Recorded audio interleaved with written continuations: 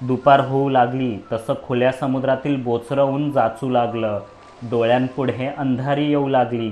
Deck सोडून आम्ही खाली आपापल्या खोल्यात गेलो. पण जहाज भरतीच्या लाटांवर डुचमळत होतं. खाल्लेलं वर येऊ लागलं.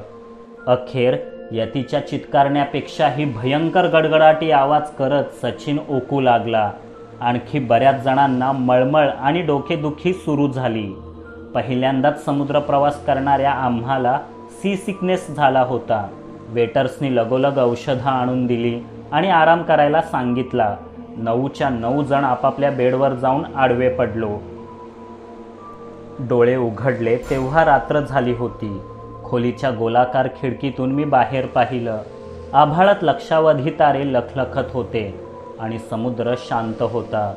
पर्यटकांना रात्रीच्या शांत समुद्राचा, थंडगार हवेचा, ताऱ्यांच्या मिणमिणत्या प्रकाशाचा आस्वाद घेता यावा म्हणून जहाजाने हॉल्ट घेतला असावा. सुमधुर संगीत हलक्या आवाजात लावलं होतं. त्याचा पाठलाग करत मी डेकवर पोचलो. पण काय आश्चर्य, डेकवर कोणीच नव्हतं. कसलीच चाहूल, कुठलाच आवाज, कुठलीच गजबज नाही. कदाचित राहिलेही असतील, त्यांनाही सी सिकनेस सतावत असेल. पण क्रूजचा स्टाफ तरी कुठे आहे? एकाएकी सगळे गायब कुठे झाले? मला वेगळाच संशय येऊ लागला. मी पुन्हा धडाधड धावत खाली गेलो. ओळीने आमच्या सर्व रूम्स तपासल्या. कुठल्याच रूममध्ये कोणीच नव्हतं. माझा डोळा लागला आणि घात झाला. निजामाने मी केलेल्या त्याच्या अपमानाचा सूड उगवला की काय? इतरांना ओलीस ठेवून आता माझ्याकडून लवकरात लवकर खजिना शोधण्याचं काम त्याला करवून घ्यायचं असावं. नाहीतर मग त्याच्या पूर्वजांनी त्या 17 जणांसोबत केला तसाच घातपात हैदर अलीने माझ्या 8 मित्रांसोबत तर घडवून आणला नसेल.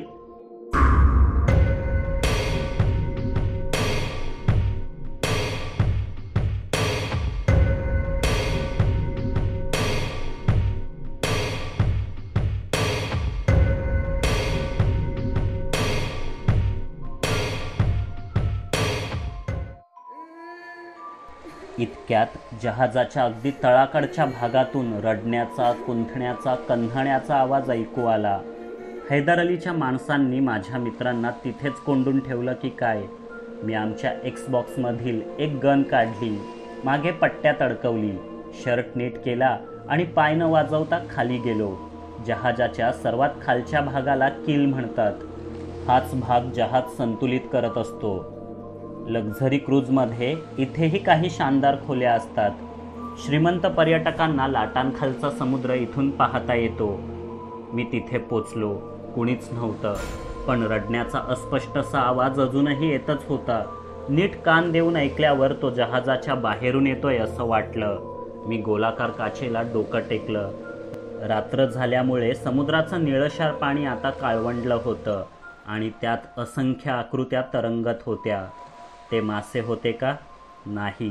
टक लावून पाहिल्यावर कळलं की ते तरंगणारे मृतदेहच होते. माझ्या अंगावर सरसरून काटा उठला. तेवढ्यात एक मृतदेह थेट काचेलाच येऊन धडकला. मी दचकून मागे गेलो. अनपेक्षितपणे त्या मृतदेहाने एकदम डोळे उघडले आणि माझ्याकडे पाहून पाशवी किंकाळी फोडली. लगेचच खोलीच्या दारावर टकटक झाली आणि मी जागा झालो. वेटर कॉफी घेऊन आला होता. म्हणजे हेही एक स्वप्नच. इतकं भयंकर स्वप्न सत्यात उतरू नये म्हणून मी मनोमन प्रार्थना केली. स्वप्नात जरी मी भयंकर रक्तरंजित रात्र पाहिली असली तरी प्रत्यक्षात मात्र संध्याकाळ झाली होती. औषधाने काम केलं. आमचा सी सिकनेस थोडा कमी झाला. बरं वाटू लागलं. फ्रेश होऊन आम्ही पुन्हा डेकवर गेलो. उन्हाची काहिली कमी होऊन धुंद संध्याकाळ चालून आली. शांत समुद्रावर जहाज संथ गतीने लाटा कापत चाललं होतं. पश्चिमेला समुद्राखाली फ्री डायव्हिंग करायला निघालेल्या सूर्यबिंबाने पाठीमागे सुवर्ण रंगाची उधळण केली होती. कलकल करत किनाऱ्यावर निघालेले समुद्र पक्ष्यांचे थवे घटकाभर जहाजापाशी घुटमळत मग पुढे निघून जात. दिवसभर किनाऱ्यावर यथेच्छ मासळी खाऊन रात्रीच्या निवाऱ्यासाठी खोल समुद्राकडे निघालेले डॉल्फिन्सचे थवे अधूनमधून लाटांवर दिसत. मी कितीतरी वेळ त्यांच्याकडे टक लावून पाहत होतो, अगदी ते दूर दूर जाईपर्यंत. गेले ते दूर निघून. आता जरा आसपास पहा. आपल्या उजव्या हातातील 2 बोटात ऑलिव्ह असलेल्या उंची वाईन्सचा ग्लास ऐटीत पकडलेली, डोक्यावर हॅट आणि डोळ्यांवर सनग्लासेस चढवलेली, जेम्स बॉन्ड सिनेमातील नायिका शोभावी अशी सुंदर तरुणी माझ्या जवळच रेलिंगला टेकून उभी होती. तिच्या उच्चारांना इंग्रजी झाक होती, पण ते साहजिकच होतं. तिने मराठीत बोलणं हेच आश्चर्याचं वाटलं. पॉर्पॉइजेस खूप आवडतात तुम्हाला असं दिसतंय, ती पुढे म्हणाली. ते डॉल्फिन्स आहेत, अगदी थोडासा फरक असतो त्यांच्यात. मला लहानपणी खूप विचित्र स्वप्न पडायचं की मी पूर्वजन्मात एक डॉल्फिन होतो, अगदी खेळकर डॉल्फिन. नावेवरच्या पर्यटकांचं, विशेषतः लहान मुलांचं मनोरंजन करायचो, बुडणाऱ्यांचा जीव वाचवायचो वगैरे. मी म्हटलं, फारच मजेदार आहे हे सगळं. मग पुढे काय होतं? तिने हसून विचारलं. पुढे एका जहाजाच्या धडकेत त्या डॉल्फिनचा मृत्यू होतो. मी गंभीर स्वरात म्हटलं, ओह, दॅट्स व्हेरी सॅड. खूपच चमत्कारिक स्वप्न पडतात तुम्हाला, ती हळूवार स्वरात म्हणाली. हो, पण आता तीच माझी सुपर पॉवर आहे. हॅलो, मी Chetan Ghanekar, professor and writer. तुम्ही? मी औपचारिक ओळख सांगितली. I am Daisy, Scottish. तुम्ही लोक इंग्लिश शिकता, मला भारतीय भाषा शिकण्याचा छंद आहे. Marathi is my favourite. Drink? तिने ओळख सांगितली आणि ऑफर दिली. डर्टी मार्टिनी लुक्स कूल, पण मी पीत नाही, थँक्स. मी हसत नकार दिला. पीत नाही आणि ड्रिंक्सचं नाव देखील माहीत आहे? क्वाईट स्ट्रेंज यू नो, तिने हसत म्हटलं. तसं तर मी चंद्रावर देखील कधी गेलेलो नाही, पण त्याबद्दलही खूप माहिती आहे, मी म्हटलं. मग दोघंही यावर मोठ्याने हसलो. एक्सक्यूज मी असं बोलून ती आपला डर्टी मार्टिनीचा रिकामा झालेला ग्लास भरायला निघून गेली. ती संधी साधून अजूनपर्यंत गुपचूप कोपऱ्यात उभा असलेला आणि संशयी नजरेने पाहणारा सचिन पटकन तिथे आला. म्हणाला, आता इंटरनॅशनल लोकांशी फ्लर्ट करायला लागलास का तू? आपल्या मिशनवर लक्ष दे. गप्प बस, मी काही केलं नाही. तिनेच सुरुवात केली बोलण्याची. मराठी खूप छान येतं तिला, मी म्हटलं. काय म्हणतोस? मराठी येतं तिला? कितवी शिकली आहे? काय काम करते? भारतात कायमस्वरूपी राहायला आवडेल काय तिला? आणि सर्वात महत्त्वाचं, जेवण चांगलं बनवता येतं का? सचिनने धडाधड प्रश्न विचारले. अरे ये शेख चिल्ली, तू काय आईबाबांना घेऊन तिचा हात मागायला जाणार आहेस का? तिच्या महागड्या ड्रिंक्सचा शौक पुरवण्यासाठी वर्षभरातच तुझी किडनी विकायला लागेल तुला. मी सचिनला वास्तवात आणलं. असं म्हणतोस? जाऊ दे मग, मी आपली लोकलच शोधतो. तुझ्या नजरेत आहे का एखादी हिंदी मराठी हिरोईन? सचिनने दूर क्षितिजाकडे पाहत विचारलं. भोजपुरी आहे, चालेल, बाजूला उभं राहून ऐकणाऱ्या मंगेशने म्हटलं आणि सगळे एकदमच खिदळू लागले. ती रात्र खाण्यापिण्यात, मौजमस्तीत, धुंद शांत वातावरणात अगदी स्वर्गसुखासारखी ढळत होती. समुद्रात सर्वत्र अंधार होता, पण जहाजावरच्या प्रकाशाचं प्रतिबिंब पाण्यावर पडून तेही चमचमत होतं. जणू प्रकाशाचं जिवंत चालतं फिरतं बेटच अथांग समुद्राच्या घनगंभीर शांततेला छेद देत पुढे पुढे सरकत होतं. MV हर्षवर्धन जहाजावरील तारांकित सोयीसुविधांचा यथेच्छ उपभोग घेऊन रात्री 2:30च्या सुमारास आम्ही पुन्हा खाली झोपायला गेलो. सी सिकनेसमुळे प्रचंड डोकं दुखत असल्याने राजेश संध्याकाळपासून वर आला नव्हता, पण आता त्याला बरं वाटत होतं आणि टेबलावर बसून हैदर अलीने दिलेले ऐतिहासिक दस्तावेज तो अगदी मन लावून वाचत होता. तो फारच गंभीर आणि चिंताग्रस्त दिसला. बाकीचे झोपायला आपापल्या केबिनमध्ये गेले. राजेशच्या तब्येतीची चौकशी करायला मी त्याच्या केबिनमध्ये गेलो. तेव्हा तो असा वाचनात गर्क असलेला दिसला. मला पाहताच अतिशय अधीरतेने म्हणाला, आता तर पूर्ण वाट लागली आपली. ती कधी लागलेली नसते. नेमकं काय झालंय ते सांग, मी हसत म्हणालो. बॅगेत अगदी खाली काही दस्तावेज होते माहिती आहे, त्यांच्यावर विचित्र खुणा आणि चिन्हे होती, राजेशने म्हटलं. हो आठवतंय ना, अंदमानातील खजिन्याचं दार उघडण्यासाठी ती एक सांकेतिक लिपी असावी असं वाटून आपण ती अगदी शेवटी डिकोड करायचं ठरवलं होतं. मी उत्तर दिलं. हो, तीच चित्रलिपी मी बसल्या बसल्या उलगडली आणि खूपच धक्कादायक माहिती मिळाली आहे मित्रा. पहिले 2 टप्पे पार करून कुणी या खजिन्याच्या शोधात त्या पाचूंच्या बेटाकडे निघालच तर समुद्र प्रवासात त्याला अमानवी शक्तींचा सामना करावा लागेल असं लिहिलंय यात, राजेशने घाबरलेल्या आवाजात म्हटलं.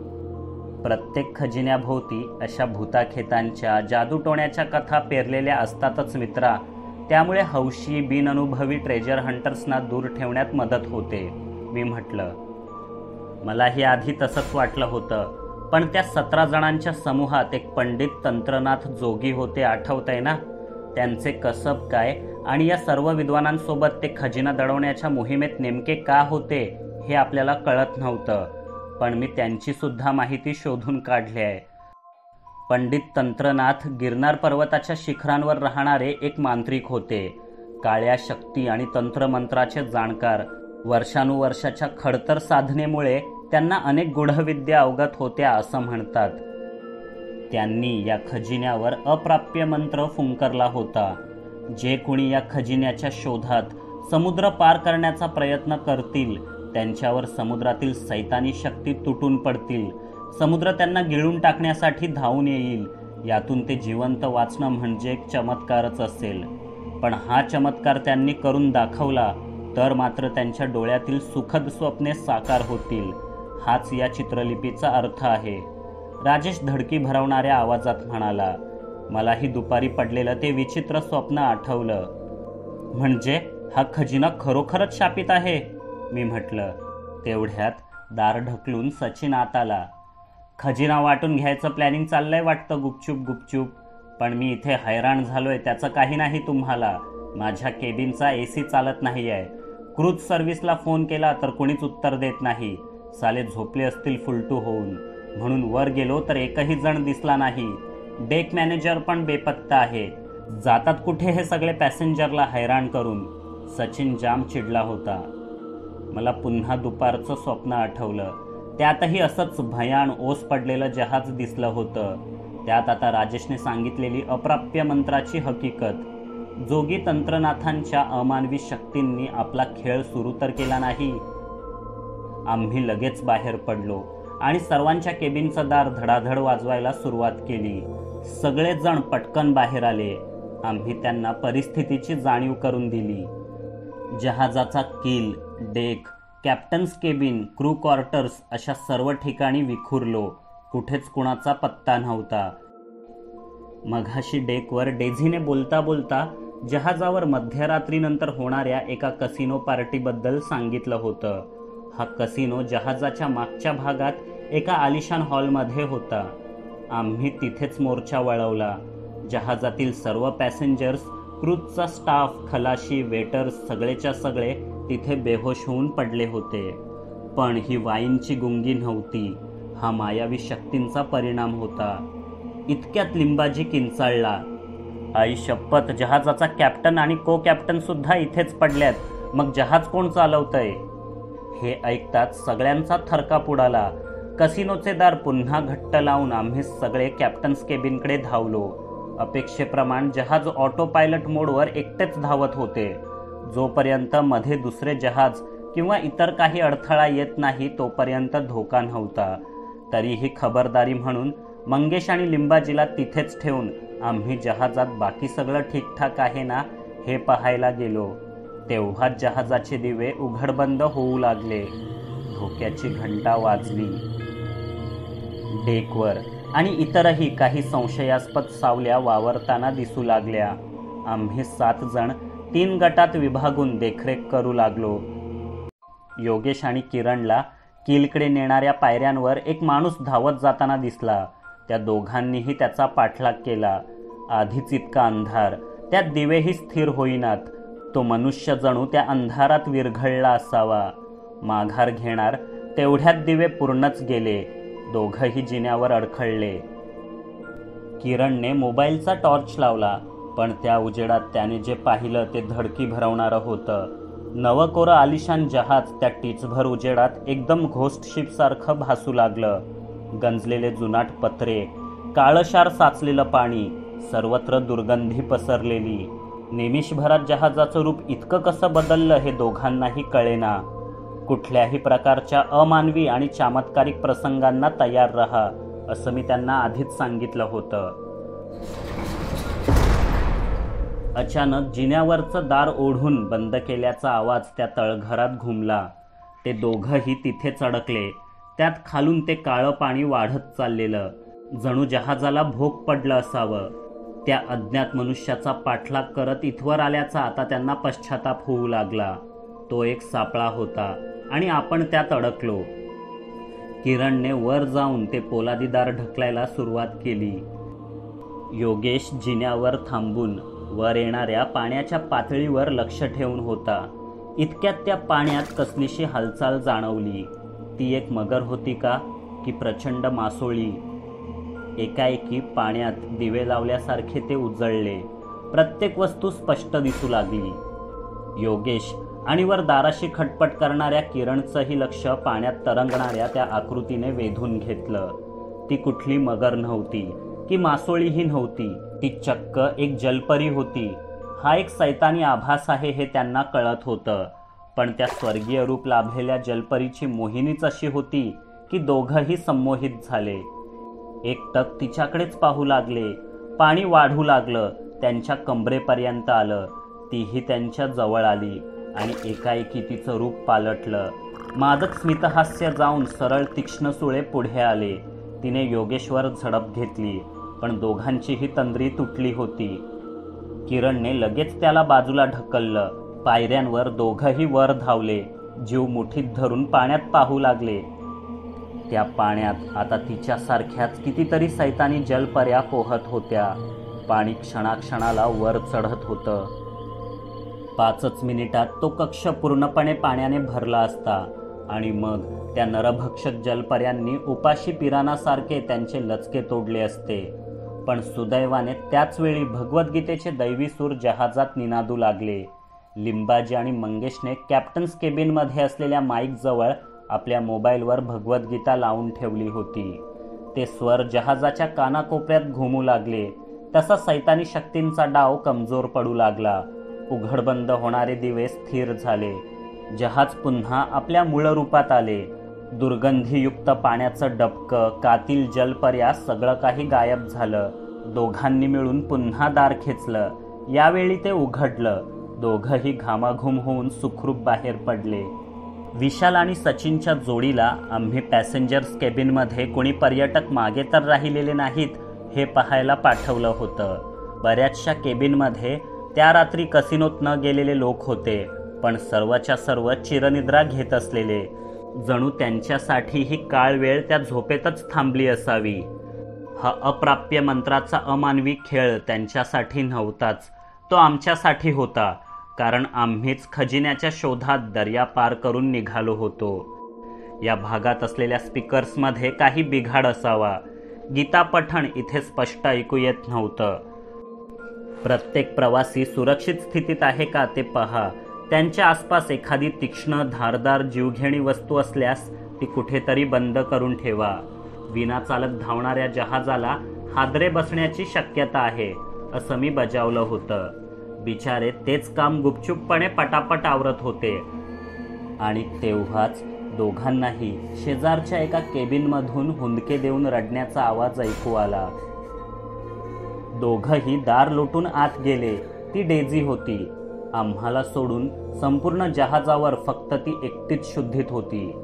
काय झालं मॅडम, सचिनने विचारलं, पण तिने काहीच उत्तर दिलं नाही. केबिनच्या गोलाकार खिडकीकडे प्रचंड हादरल्यासारखी ती एकटक पाहत होती.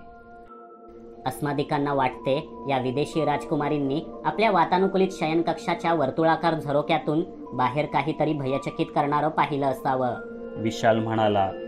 दोघांनीही त्याच गोलाकार खिडकीतून बाहेर पाहिलं. जहाज आता प्रचंड डुचमळत होतं. केबिनची खिडकी कधी लाटांवर तर कधी लाटांखाली असे. लाटांवर असताना सर्व काही सामान्यच वाटे, पण लाटांखाली जाताच त्या काळ्याशार पाण्यात असंख्य मृतदेह दिसू लागत. आणि धडकी भरवणारी गोष्ट म्हणजे ते मृतदेह जहाजावर असलेल्या सर्व खलाशी आणि प्रवाशांचेच होते. हा फक्त एक भास आहे, पण तो सत्यात उतरण्यापूर्वीच इथून निसटूया असं म्हणून दोघांनीही दोन्ही हाताला धरून डेझीला उभं केलं आणि पटापट बाहेर पडले. मी, विजय आणि राजेश त्यावेळी डेकच्या अगदी पुढच्या भागाकडे होतो. जहाज योग्य दिशेने धावतंय की नाही याचा अंदाज घेत. कदाचित ते योग्य दिशेनेच धावत असावं, पण आता त्या दिशेलाच हळूहळू एक वादळ जन्म घेत होतं. विजा लखलखत होत्या, वाऱ्याचा वेग वाढला, त्या बाजूने येणाऱ्या लाटांची उंचीही क्षणाक्षणाला वाढत होती. वादळ पुढे येत होतं की दूर जात होतं ते कळेना. तेवढ्यात मागून एक अस्फुट हास्य ऐकू आलं. आम्ही तिघं मागे वळलो. मागे गौरी उभी होती. तिला पाहताच अंगावर सरसरून काटा उभा राहिला. हे कसं काय शक्य आहे? विजय आणि राजेशही भयचकित झाले होते. छे, हे खरं असू शकत नाही. हा भास आहे. ही अप्राप्य मंत्राची किमया आहे. आम्हाला आमच्या उद्दिष्टापासून दूर नेण्यासाठी रचलेला तू एक सापळा आहेस, मी तिच्या डोळ्यात पाहत म्हटलं. नाही, गूढ शक्तींनी तडजोड करायचं ठरवलंय. एकीकडे मी आहे, दुसरीकडे तो अफाट खजिना. तू कुणाची निवड करशील? तिने व्याकुळ स्वरात विचारलं. हा निव्वळ एक भास आहे हे ठाऊक असूनही गौरीला अगदी जसंच्या तसं समोर पाहून माझ्यावरच नियंत्रण राहिलं नाही. तिला मिठीत घेण्यासाठी मी एक एक पाऊल पुढे जाऊ लागलो. विजय आणि राजेशने मला अडवलं. तसं तिने पुढचा धक्का दिला. तू मला का मारलंस? ती म्हणाली. मी तुला मारलं नाही, मी अरुंधतीचा खून केला. तुझा मृत्यू जर्मनीत आधीच झाला होता, मी निश्चयाने म्हटलं. कशावरून? तोही अरुंधतीने रचलेला सापळाच नसेल का? तू एकाएकी माझ्या पोटात तो तीक्ष्ण सुरा खुपसलास. त्याआधी एकदा तरी नीट विचार करायला हवा होतास, ती रडवेल्या स्वरात म्हणाली. मला एकाएकी भयंकर निराशेने घेरले. खरंच असं झालं असेल का? तसं असेल तर मी अरुंधतीऐवजी गौरीचाच खून केला. माझ्याच हाताने मी माझ्या प्रेमाचा, सुखी संसाराच्या स्वप्नांचा गळा आवळला. एकाएकी देहातली ताकदच संपून गेली.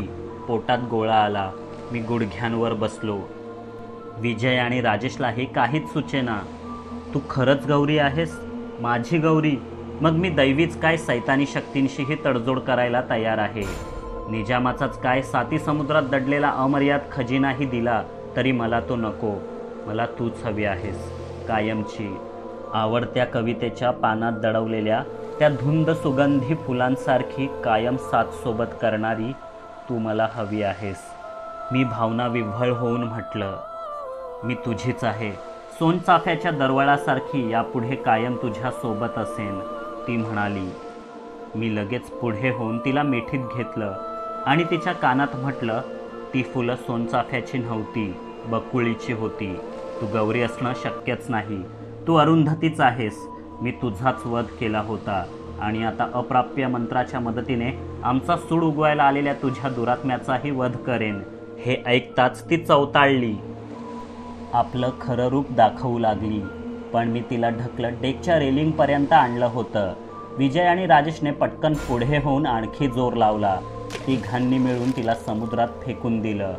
अमानवी शक्तींचा आणखी एक डाव आम्ही उधळून लावला. जहाज आता वेगाने वादळाच्या दिशेने पुढे सरकत होतं. हळूहळू ते वादळाला भिडलं. लखलखणाऱ्या विजा, पावसाच्या धारा जहाजाला तडाखा देत होत्या. पण या मजबूत आलिशान जहाजाने ते सहन केलं. डेझीला एका रूममध्ये सुरक्षित बसवून आम्ही 9च्या 9 जण आता कॅप्टनच्या केबिनमध्ये जाऊन उभे होतो. वादळ मागे पडलं. पुढे समुद्र अगदी शांत होता, संशय येण्या इतका शांत. बस झालं, एवढीच होती त्या अप्राप्य मंत्राची पावर, किरण म्हणाला. जे काही पाहिलं तेही भयंकरच होतं, पण आपण यापेक्षाही खूप खतरनाक संकटांना सामोरं गेलोय, त्यामुळे तितकंसं धोकादायक वाटलं नसेल, विजयने मत मांडलं. वादळानेही फार नुकसान केलं नाही. थोडा वारा सुटला, थोडा पाऊस पडला आणि सरकलं पुढे. एवढ्याशा वादळाने आपण घाबरतो काय? योगेश गर्वाने म्हणाला. मित्रांनो, ते वादळ नव्हतं, वादळापूर्वीची शांतता होती. खरं वादळ तर आता चालून येतंय. समोर बघा, समोर, मंगेश थरथरणाऱ्या आवाजात म्हणाला. आम्ही सगळ्यांनीच केबिनच्या काचेमधून समोर पाहिलं. क्षितिजावरून 30-40 फूट उंचीची एक प्रचंड लाट जहाजाच्या दिशेने येऊ लागली होती. ती लाट नसून समोर एक अजस्त्र भिंतच असावी असं वाटत होतं. आता मात्र सगळ्यांची बोलती बंद झाली, कारण अप्राप्य मंत्राच्या खऱ्या शक्ती आता प्रकट होत होत्या. हेच आजच्या रात्रीचं सर्वात मोठं संकट. अजूनही जहाज किनाऱ्याला समांतरच धावत असल्याने ती लाट जहाजाला डाव्या बाजूने धडकेल आणि उलथून लावेल अशी शंका होती. अशा लाटांना रोग वेव्ज म्हणतात. त्या शांत समुद्रातच एकाएकी निर्माण होतात. ती लाट जवळजवळ येत जाईल तशी आणखी प्रचंड होईल आणि कडेने जहाजावर आदळली तर जहाज उलटूनच लावेल. आपल्याला कसंही करून जहाज नियंत्रणात घ्यावंच लागेल. आपण त्या लाटेवर स्वार व्हायचा प्रयत्न करू. कुठल्याही जहाजाचा पुढचा भाग सर्वात मजबूत असतो. आता हाच आपला आणि जहाजावरील सर्वांचा जीव वाचवण्याचा एकमेव मार्ग आहे, मी म्हटलं. कसली रोगवेव? सुनामी आहे ती, आणि तिच्यापासून दूर पळायचं सोडून तिच्यावर स्वार व्हायचं म्हणतोस? अरे, डोकं बिकं फिरलंय का तुझं? सचिन घाबरून ओरडला. सुनामी भूकंपामुळे तयार होते. ही रोगवेवच आहे, कदाचित अप्राप्य मंत्राच्या शक्तीनेच तयार झालेली. मी रोगवेवबद्दल खूप वाचलंय. अनेक जहाजे उलथून लावल्यात अशा अजस्त्र लाटांनी आजवर. मंगेश, तू आधी जहाजावरचं व्हील ताब्यात घे. बटनांवरच्या सूचना वाचून जहाज मॅन्युअल मोडवर टाका. आपल्याकडे खूपच कमी वेळ आहे. पुढच्या 3-4 मिनिटात ती लाट आपल्यावर येऊन आदळेल, मी घाई करत म्हटलं. पण 3-4 मिनिटात इतकं प्रचंड जहाज इतक्या वेगात असताना दिशा कसं बदलणार? लिंबाजीने विचारलं. बदलेल. आपण अँकर खाली पाडू. जहाज काही क्षणांपुरतं झटका घेऊन थांबेल. तेव्हाच मंगेश, तू व्हील गरागर फिरवून जहाज डावीकडे फिरव, थेट त्या लाटेच्या दिशेने. आम्ही लगेच अँकर पुन्हा वर उचलू, मी पटापट सूचना केल्या. तुला इतकं सगळं कसं माहीत जहाजाबद्दल? राजेशने गोंधळून विचारलं. पायरेट्स ऑफ कॅरिबियन 10-10 वेळा पाहिल्याचा परिणाम आहे हा, मी म्हटलं. 2 आणि 4 व्हीलर सोडून मी आयुष्यात इतर कुठलंच वाहन चालवलं नाही आणि तू थेट टायटॅनिक चालवायला सांगतोस? माझे हात आताच थरथरतायत, मंगेश चिरकलेल्या आवाजात म्हणाला. स्वतःवर विश्वास ठेव मित्रा, तू करू शकतोस. आपण भारतीय मंगळावर यान घेऊन जाऊ शकतो. मग हा दर्या काय चीज आहे? मला तुझ्यावर विश्वास आहे. हनुमंताचं नाव घे आणि चढव जहाज त्या लाटेच्या उरावर. मी अक्षरशः ओरडलोच. प्रत्येकाच्याच अंगात दैवी शक्ती संचारली. आम्ही पटकन आपापल्या कामाला लागलो.